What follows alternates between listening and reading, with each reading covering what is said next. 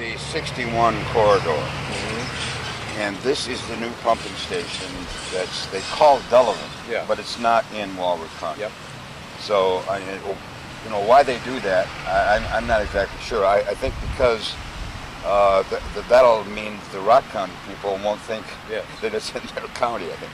Anyway, then it comes down a bit south and it splits into two. Where's their new power? Where are they going to increase their power station? Right up there. So they'd be able to pressurize both of them. Exactly, and Well, that's they would be. yeah. Yes.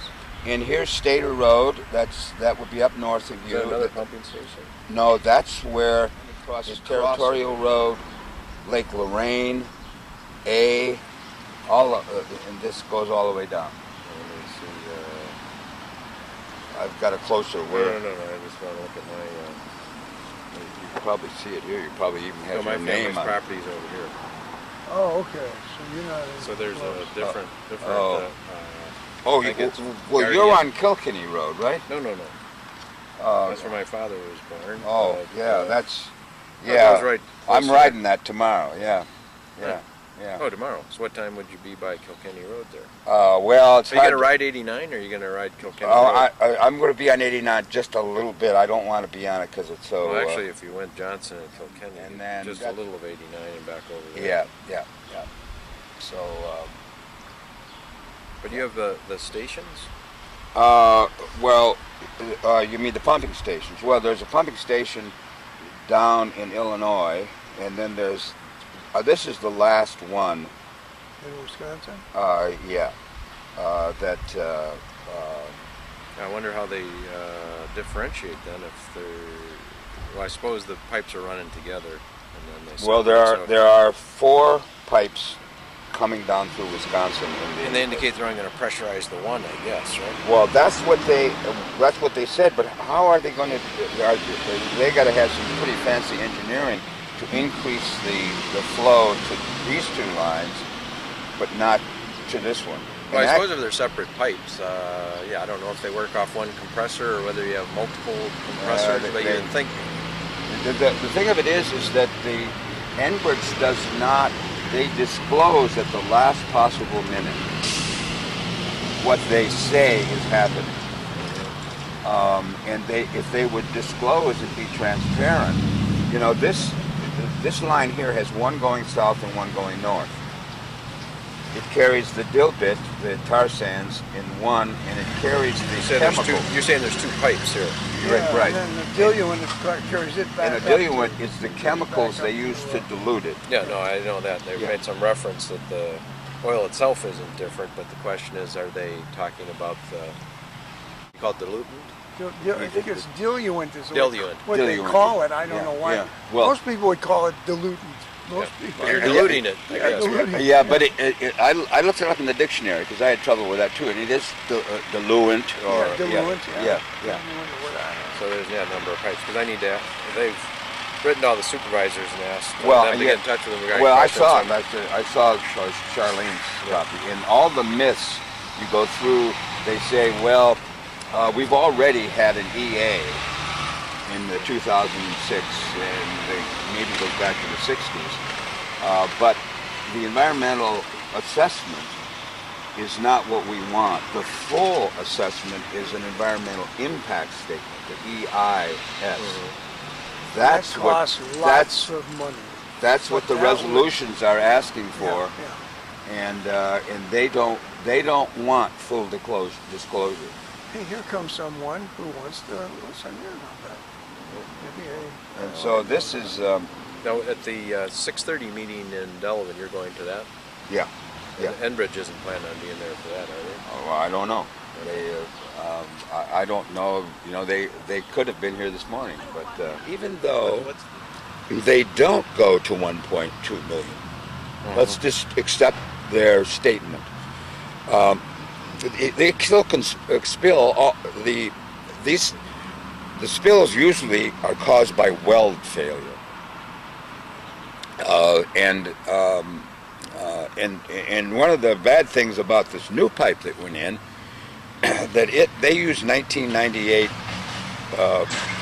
built pipe in there, and they put it in 2006 and 2007 and 2008. And the company that built that pipe has now been put out of business because they've been banned from selling pipe because of their weld failures. So, you know, there are all these stories below the story, and that's why I'm out here, because of the fact that this is the greatest story never told. What the people are hearing is nothing. And if you've had a pipeline in the ground since the 1960s, a lot of us, I do, I was around then, a lot of people don't remember it.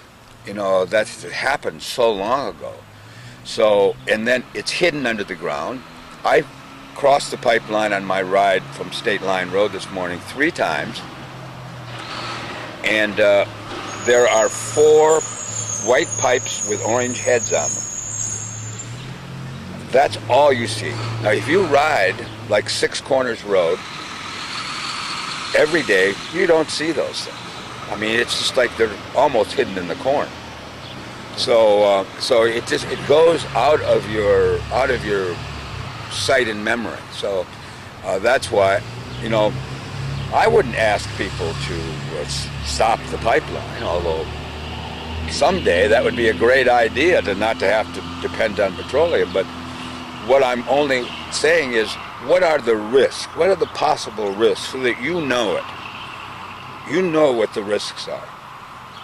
And I think that you probably support that too. I mean, it's not. I don't want to The put county resolution was to make sure that there were questions asked and understanding of the risks. Right. The other thing is, Enbridge doesn't tell you what's in these pipelines unless it's to their advantage. And then, even then, they change. They can change on a moment's notice. They could decide that they don't want to put tar sands through this pipe, that they want to put Bakken crude through it, so they'll do that, and they won't tell anybody. And yes, they have to have some permit, but these permits are usually rubber stamps. They just go to somebody and say, hey, look, here's what we want to do. We want to reverse the flow of this pipe.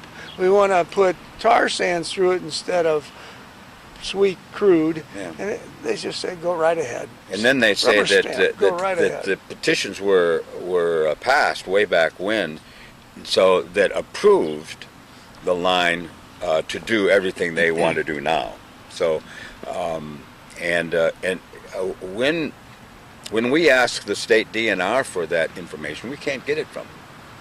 Yeah, you know, we ask about the tax that they pay, and apparently the Enbridge does pay something to the state, but it doesn't pay anything to the county. Now, you have the 9th highest tax rate in the state of Wisconsin in Walworth County, and like in the nation. Just think of all of there's 72 counties in Wisconsin, and then you multiply that times 50. Now, all of them don't have 72, but there are like a couple thousand counties. Walworth is 129th. Now, if you would charge, or if we could, I mean, this is a highway, a petroleum highway that's going through here. If we would charge 10 cents a gallon, we'd all be sitting in sweet clover here. I mean, the state of Wisconsin would, Walworth County would. So, you know, why? I'm just asking that question.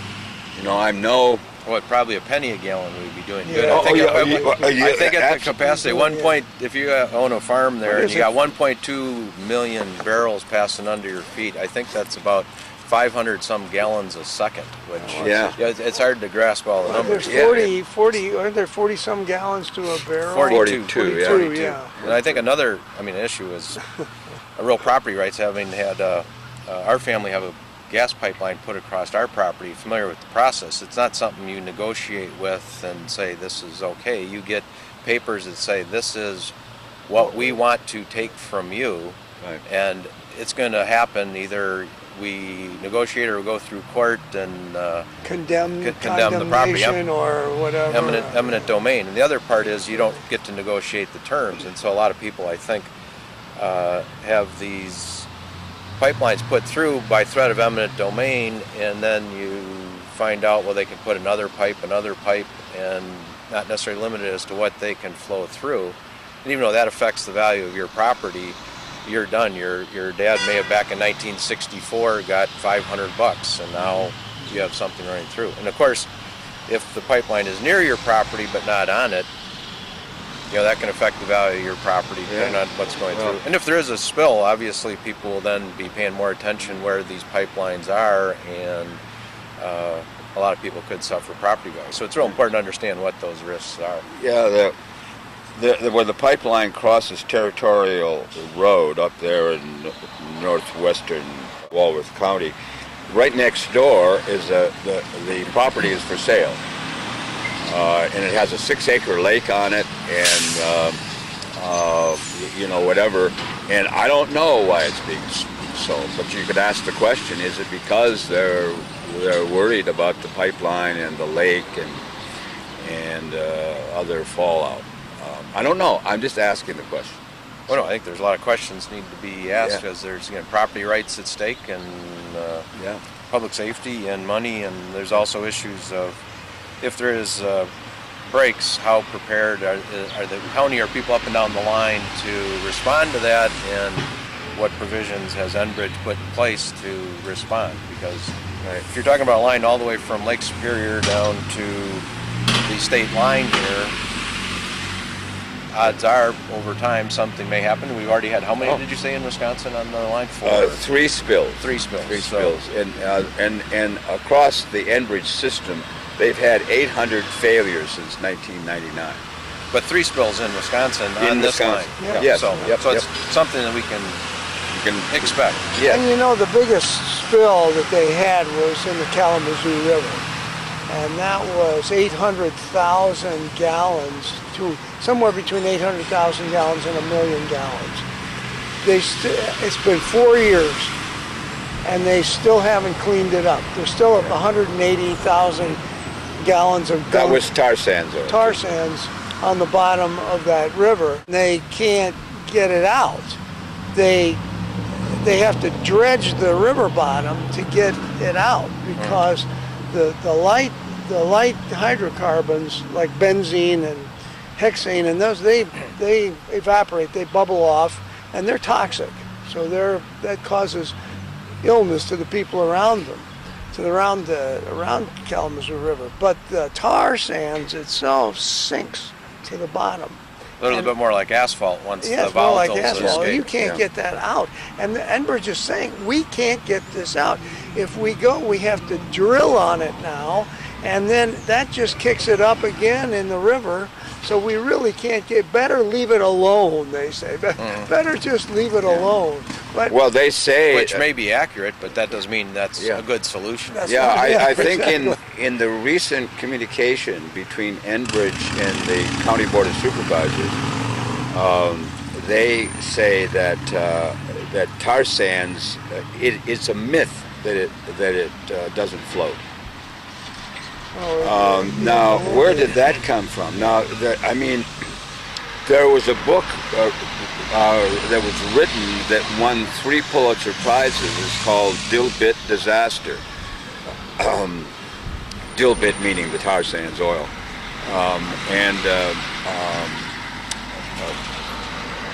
They have substantiated scientifically that the tar sands dropped. So I don't know what the... It's just hard to believe if they'd be transparent. Everybody knows that we need oil, we need gas, and that we need those things. But do we have to do them unsafely, taking too many risks to have them? So, or at least in uncertainty. So until we have all of the they need to be transparent. answers exactly. and look at where it's going, what's going in it, and Yeah, we don't know the contents of Dilbit. We just don't know what they are, and Enbridge isn't about to tell us. when to wrap your mind around things, the point that you raised about the steel flexing and going, we all know that happens when you fill up your bicycle tube. Sure. Yes. With 30 pounds of pressure or 60 pounds, and so you think a steel pipe, well, that doesn't flex, but maybe if it's got 1,200 pounds per square inch, or 400 times your bicycle tire, well, steel is flexible. It is flexible, and it does not flex. not the things that you and I can do to a steel pipe, but I suppose at those Right. kind of pressures. But under those kinds of pressures and temperatures, they have to raise the temperature. So, because that stuff is like the consistency of peanut butter. It doesn't flow really nicely. So it's tough. It's tough to get. So they have to raise the temperature and the pressure. And when you get that done, you're talking very likelihood of some kind of spill. Well, they've had some at even lower pressures, so it's certainly something you have to watch, and can't say it's theoretical. No, it's actual. it and actually happening. happens. It does happen. And the other thing is their warning systems. They boast about having this warning system that's so wonderful. These early warning systems that are on pipelines to tell when they have a failure, when there's a leak. They catch only 5% of all leaks. 5% of all leaks, and only 20% of all big leaks. And so, and this was documented in a Pulitzer Prize winning series that was written for Inside Climate News. And there was one of the articles was about these warning systems. They don't work very well. And when you look at what happened in Kalamazoo, these guys were in Alberta debating whether there was a spill or not. It was 17 hours before they were able to actually shut off the pipeline so that it wouldn't spill anymore. Well, 'cause it takes quite a while to have somebody go out to a site and walk or fly or drive 30, 40 miles of pipeline. No local fire department has any capability of cleaning this stuff up. They don't know what it is, first of all. And no one's ever trained any of them. So Enbridge claims, I think they claim, now I'm not sure about this. It seems to me, I heard at the meeting in Jefferson we were at, that they have a technician in every county to verify if there's a leak or not, so that they can then shut it off. I think they said there's somebody within 20 miles. 20 miles, which yes. doesn't necessarily give you great comfort. Yeah. But I think the fire department's emergency responders do know to just have everybody evacuate. If Evacuate. you don't know what's going on, you have everybody evacuate. Evacuate. So yeah. I don't know if that's a comprehensive plan. But that doesn't clean it up, and it really doesn't help, because the air quality, if there is benzene present, the air quality is dangerous. It's carcinogenic. So is hexane and all these chemicals that we know from the Kalamazoo River spill. We know that. So they detected these. We can see cars going round and round here. So as he had indicated, you can't turn off the pipelines, and we certainly don't want them going on creaky rail cars and endless chains. So how do you do it safely and economically is the question, and that's what we need all the answers to. We all drove here. I don't know if you biked here. It might be the exception, but I think we all drove here and understand that that's a reality you have to deal with. But we're all sinners in the petroleum world, if you want to put it that way. You know, it's hard not to. You know, to live fossil fuel free is you have to be a pioneer. But you need to deliver it as safely as possible. Exactly. You fuel up at the gas station, and there's safety things in place there, and you think, how long does it take to dispense 10 gallons in your car? And then you think of a pipeline that's running, I think if my math's right, 500 gallons a second. You'd have a heck of a mess if somebody was spraying that around at your gas station at that level. So there needs to be extra care and caution and Sure. understand the science and the Right. science behind it. And so Yeah. there's some questions, and we Yeah. hope to get answers. And Right, and the transparency by Enbridge is the important thing, and they've got everything to gain and nothing to lose. I mean,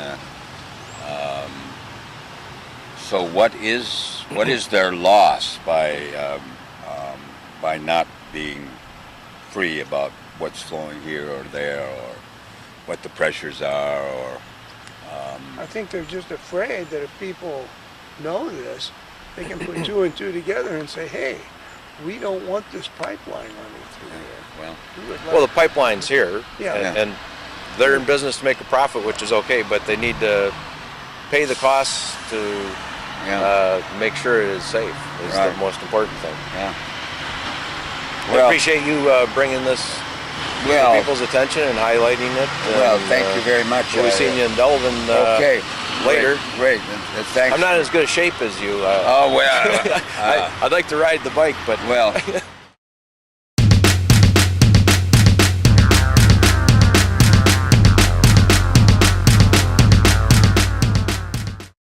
Here to Flanagan, then it goes across Illinois, Missouri, and Kansas into Oklahoma, and from there it goes to the Gulf of Mexico.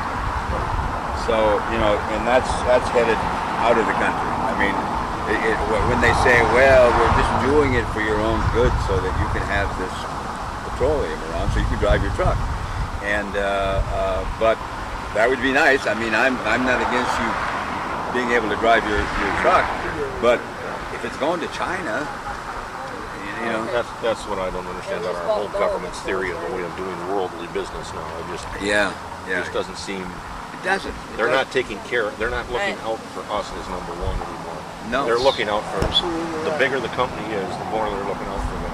Yeah. Well, the company gives the politician a lot of money. Say, how would you like $200,000 for your re-election campaign? Oh, sure, I love it. Well, all we want is this little bill passed or something. Right. Well, they say, what can we do? The businesses say that it's too expensive here, so we've got to go to China. Well, you know what that means? That means that that our workers are laid off, and then they're paying a tenth to the people over in China to do the same work. Now, that's not my idea of a company that or politicians who really care about the people. Yeah. So anyway. So we want to just make people aware of what's going on. And so what happened now in Jefferson and Dane is they took it to the county boards. The county boards voted, hey, we want, instead of having hearings up in Superior, we want hearings down here. We're just as vulnerable down here as those people in Superior are. So bring your damn show down here, and let's have some hearings down here. And also, let's have an environmental impact statement, because one was never done. They did a quote environmental assessment, which was nothing but a lick and a promise to what would happen to the environment if there was a spill. Environmental impact statement is a costly, protracted affair where they investigate everything that could possibly go wrong and do it right. And so those are the two things that Dane County. Yeah, I can take care of that, Linda. When the Dane County I think I've got a system that may work. and Jefferson County are asking for now. And Adams is slowly on that. Yeah. Is also going to ask for that. I believe. And so that's at least get your county board people involved in it, I would say, and because hey, no one else is going to look out for you if you don't, sort of. Yeah. Do you know Charlene Staples? She would not be in your town. Would not be the board supervisor for you. But she's the one who's introduced the resolution. She would know who. I wish I had a card with me. She gave me a card. Yeah. But anyway, you can, that would be somebody to call. Call whoever your county board supervisor. It'd be easy to find. Right. And say, this is coming right through my property, and you know, I want you to do everything you can to, you know, to make this safe. So, you know, just a little call, not going to hurt. No. You know, when next time they have a hearing, let's bring it down here too. Well, yeah. So we can Then ask do a better job of publicizing it too. I mean, you know, even if we had to go 1 or 2 counties away to go to the hearing, that'd be Yeah. better That's the than thing. everybody having to. That's the thing. This pipeline's been in existence for some years, and very few people knew a damn thing about it. What it was carrying, what kind of oil it was carrying, where it was going, what was going on with it. They kept it as close to the vest as they could. Our DNR kept it as close to the vest as they could. They had all their hearings up in Superior, you know, and they hid the fact that they were practically hid the fact that they were doing it. Well, you know, with the DNR the way it is, you know, they have no teeth at all. No, they don't. So, you know, the only thing you do is keep pressure on them and hope for change so that you get, you know, it would be nice to have, like it used to be, with somebody in there that's not political. They're heading the DNR somewhat. Rubber stamp everything. Oh, no, gosh, no, you sure don't.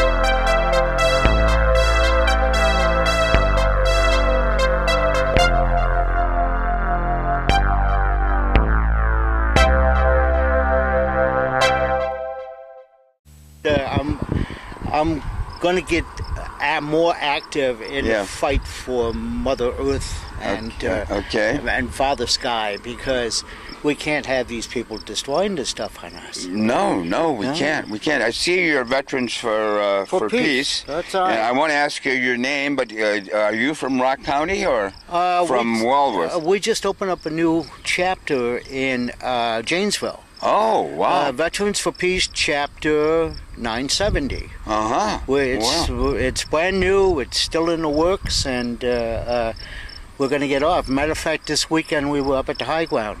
Oh, yes. Yeah, I saw you were up there with John and Brad. Yeah. The traveling wall was there. I saw pictures on Facebook. Yeah.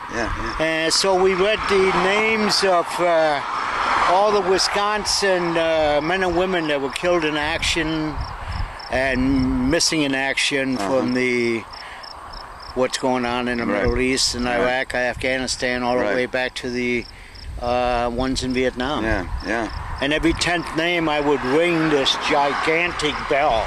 I felt like I was in the Navy at the time, which I never was, okay? You were a Marine, though. I was in the Marines. Yes. Well, thank you for your service. Well, the only way that you can thank me is to work for peace. Well, I'll do that. Okay. I will do that. Now, do you think that the folks who went to Vietnam and in other wars are fighting for petroleum? Is that the rights that they're fighting for in this when they protect this country? I think it's corporate America who's calling the shots in this country. It has really nothing to do with our democracy or with our freedoms as much as it has to do with the big bucks that corporations and their political whores are making out of war profiteering. Right. Is that a mouthful? That is a mouthful, and that's very acceptable. So, Yeah. So, and Bruce, I understand you've been out riding around. I have. I've been riding the length of Walworth County along the pipeline from the Illinois line to Stater Road, which is right down County Line Road, right down here, just a mile or so. And we had a big meeting in the village of Walworth, and then another one in Delavan last night. And this is sort of the end of the trek right here. At thank you. It's falling off. Yep. But we're out for education. We're trying to tell the people about the risk of the pipeline, and it's not. No, we want to say that they're in immediate danger, but there have been 3 spills in the state of Wisconsin, and they ought to know that these pipes are terribly vulnerable, and the pipes that are going through Rock County contain tar sands oil, and then there's another that goes south to Flanagan, Illinois. Okay. And the one that goes north, there are 2 pipelines that run through Rock. One carries a cocktail of chemicals that are used for diluting the tar sand so that it can pass through the pipe. And that travels back to Superior. If that would happen to spill, it's very volatile, filled with very bad chemicals. Of course, the tar sands does too, but this is kind of a pure cocktail. It's maybe bootleg whiskey or something. I mean, it'll just blow up. So 1.15 million barrels a day. Is that what I'm hearing? It's 1.22 million barrels a day. Yeah. That is 44 million gallons a day. Of toxic sludge and lousy oil that's passing through these pipelines. If you look around you, you can see that this is such pristine farm country here. If it was to have a spill in this area, you would do away with this pristine farmlands.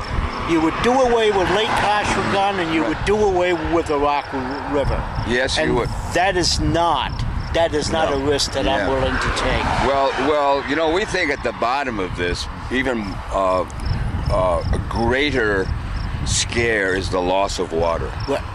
And that if this oil spills in water, it's just going to be deadly. So we want to make sure people know the risk. And there will be another spill. There will be, because it's the pipes. There have been 800 failures.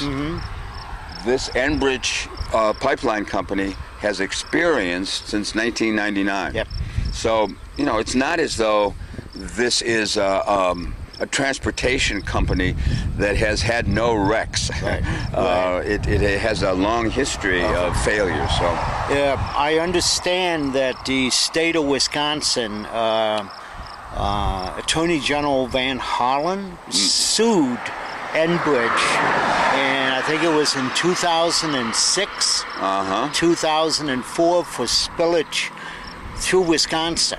And we're talking over $1 million in settlement. That Enbridge had to pay out to the state of Wisconsin. And I think that was in the construction of this new pipeline, which the pipes going through Rock County was part of that project. So So I mean, I don't foresee this corporation or any corporation in the United States improving their quality control.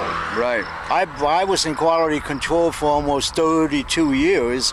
And in that profession, I had this company I was working for, and they dealt with quality control problems at the end of the month. And they had a stamp, and they would stamp this stuff, and they would say, use as is this time only. Just to get it out at the end of the month. And these people are getting paid for laying pipe. They're not getting paid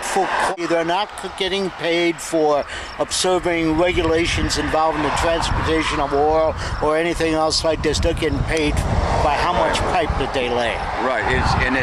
It's almost a free transportation system for them. Because they pay no property tax. You and I we all pay tax, but they get to put their oil through the countryside without any property tax. Right. And you know, that's a big deal. If you took right now, before they boost the capacity up to 1.2 million, it's at 400,000. Right. If you transfer that to gallons, there are 42 gallons to a barrel, so there's 400,000 barrels, and then you multiply that times 10 cents a gallon. Mm-hmm.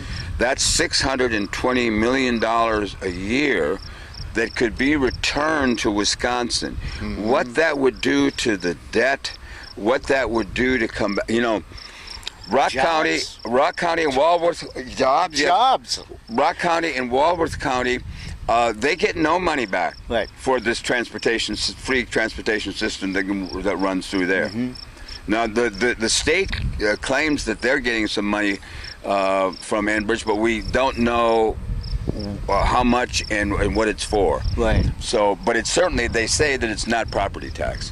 So no, the corporations get a freebie again, don't they? Oh yeah, yeah.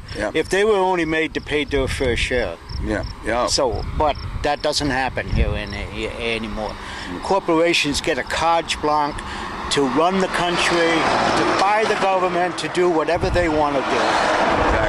Exactly. And that's got to stop, because we can do a whole heck of a lot better than that. Yeah. Than that, as far as I'm concerned. Right. Yeah. Well, I'm glad you came here today, sir, and well, I'm glad you guys are here. Yeah, and I would just like to say is that this is new construction of a new pumping station that will increase the capacity from 400,000 to 1.2. Right. And the old pumping station is just over on the other side. You see, I see the gray over there. Is that it? The gray over there, those are new generators, new pieces of machinery that are going to be used to increase the capacity. And so, yeah, right in there on this side of those gray pieces of machinery is where they're putting the new pumping station. So, you know, this is they are producing so much oil up in Canada, they can't get it down here fast enough. So they need to increase. And you know, they say that, well, what about the Keystone pipeline out in Nebraska? What if that goes through? Well, this pipeline will have a greater capacity than the Keystone pipeline. They don't really need the Keystone pipeline. How's the Kalamazoo River getting cleaned up? Well, it's not, is it? No. They are still cleaning it up. Over $1 billion in repair costs. 320 families were evacuated. Almost 40 miles of the river was contaminated. Right. And that's the same Enbridge we're dealing with here. Same Enbridge. And it's tar sands, and they're claiming that this tar sands floats on top of the water. Oh, yeah? Well, it's like picking up a rock off of the road here and dropping it in the water. Is it going to float? No. Rocks don't float. Yeah, unless you're upside down. Yeah, right, exactly. So, well, thank you for coming. We really appreciate it. Thank you very much for asking me to talk to you. Okay, great. I think that's great. Great. Okay. You keep up the good work, okay? Okay, thank you. And Don, you too. Yes, well, we don't know what the long-term effects going to be of the hexane and benzene gas that's come out of the tar sands oil that's spilled in Michigan, and you know, they are carcinogenic, and you know, it may take us 20 years to find out that it's had some effect. We hope not. I mean, we're not wishing this on anybody, but we just want you to know that there are risks, and we need to be prepared for them. Yeah. Both in our mind and our actions. So that's why we're here today, and we're really glad that you came out to support us. Yeah. So, thank you for bringing this to our attention. That's quite all right. All right. Thank you.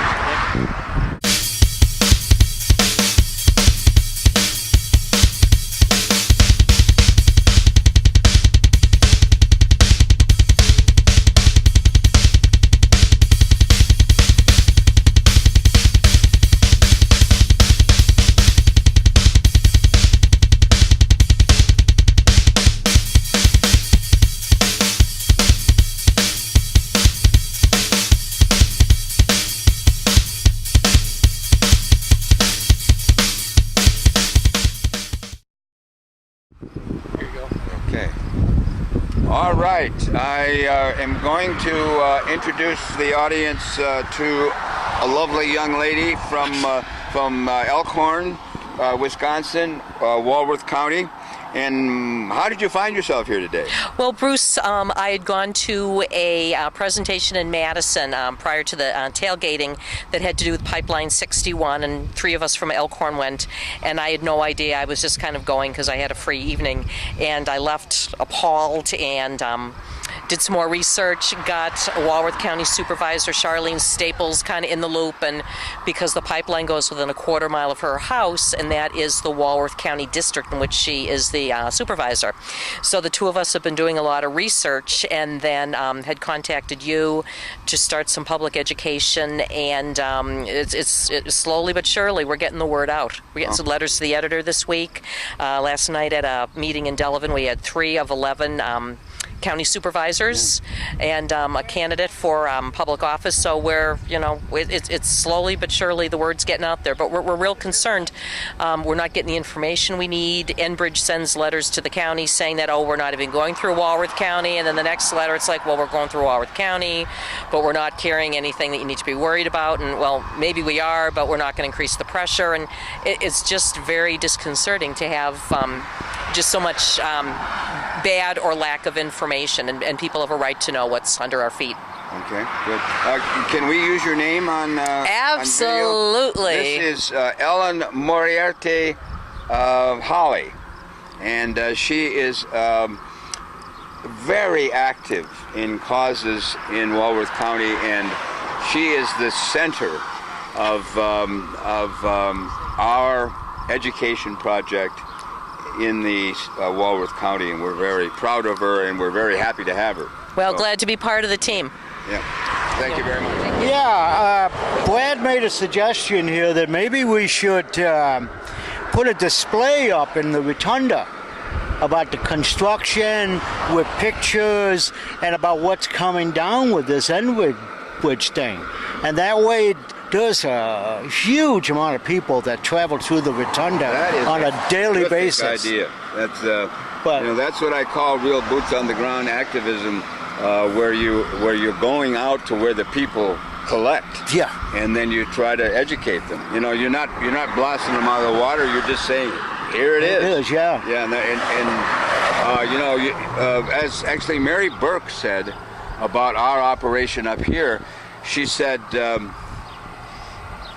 I'm not afraid to talk about the Enbridge pipeline because I'm just going to tell the truth. Yeah. Simple. Yeah. It's simple. Yeah. What a concept. Yes. So I think we should look into that. I think we should. Yeah, well, I think so too. And maybe I can drop up to the Capitol sometime when are you up there? Not every day. No, I'm not up there anymore because of some legal issues. I'm not going back in the Capitol again. Yes.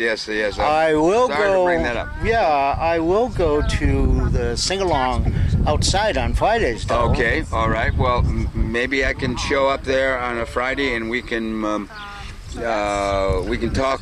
Maybe we could just talk to the whole sing-along group. Could we? We possibly could. And just say, hey, here's an idea. What do you think about it? I think we should do that. And then we can get our saws and hammers out and go to work. Yeah.